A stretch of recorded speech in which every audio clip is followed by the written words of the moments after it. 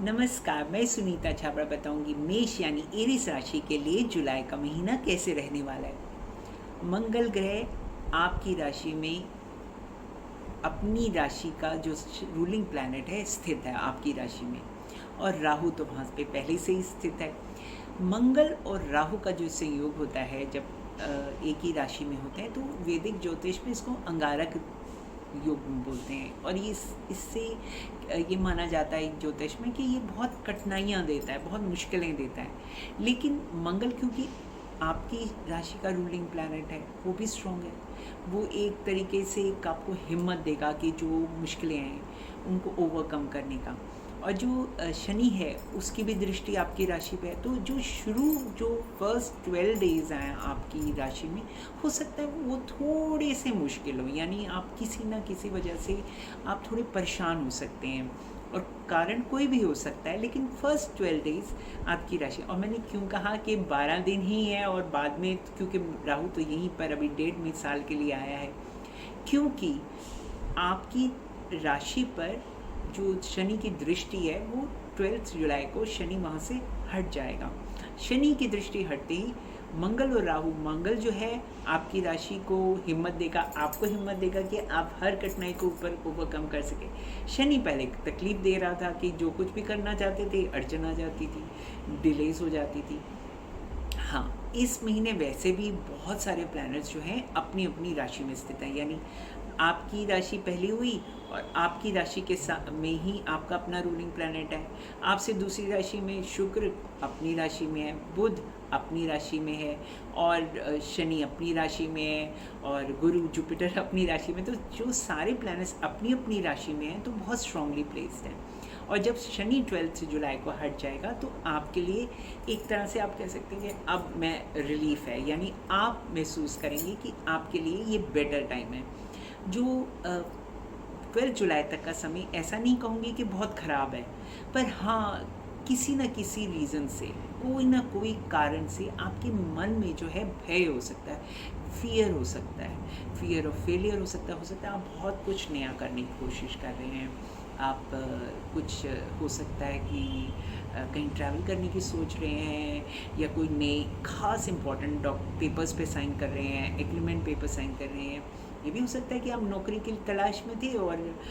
आपको इंटरव्यू के लिए कॉल आ गई। आप पहले सोच भी नहीं सकते थे कि मेरे को इतनी अच्छी जगह से कॉल आ जाएगी। फिर वो भी एक फिर हो गया कि मुझे सिलेक्शन होगी या नहीं होगी। या आप हो सकता है कि ऐसी जगह जा रहे हैं, ट्रैवल करने की सोच रहे हैं, या किसी से मीटिंग करने की सोच रहे हैं जहाँ आपको एक फ़ियर है।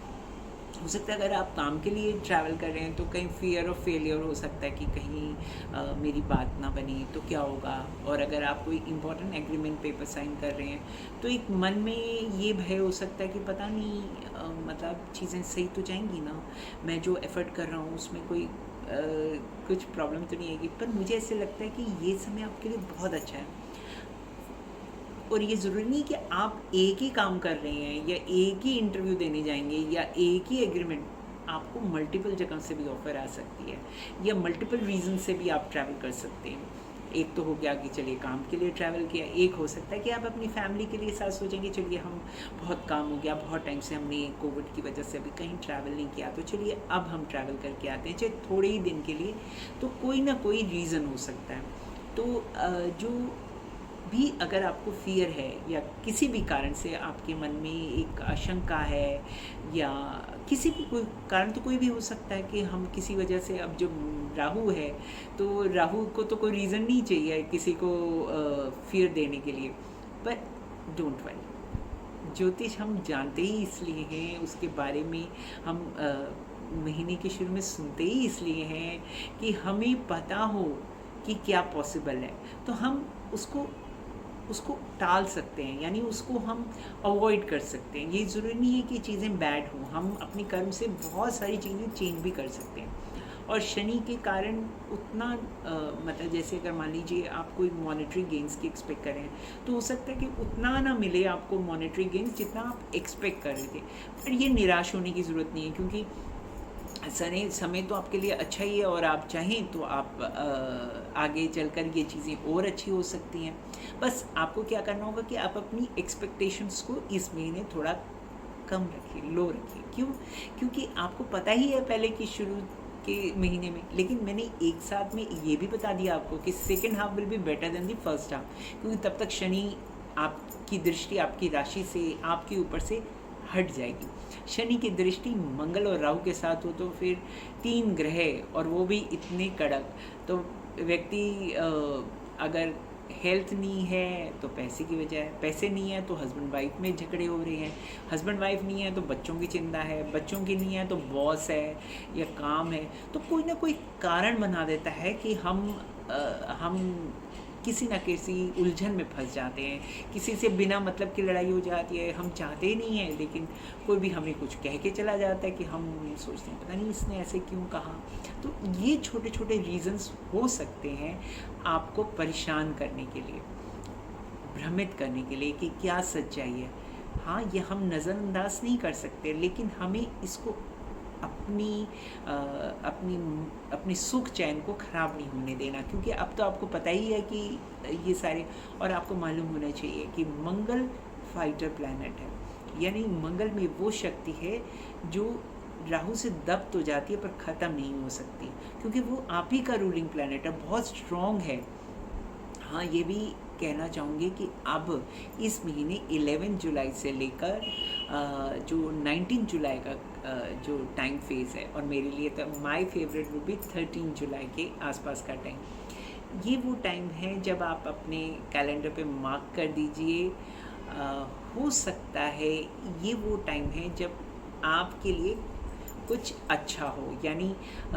कुछ पॉजिटिव चीज़ें लेकर आ रहा है। और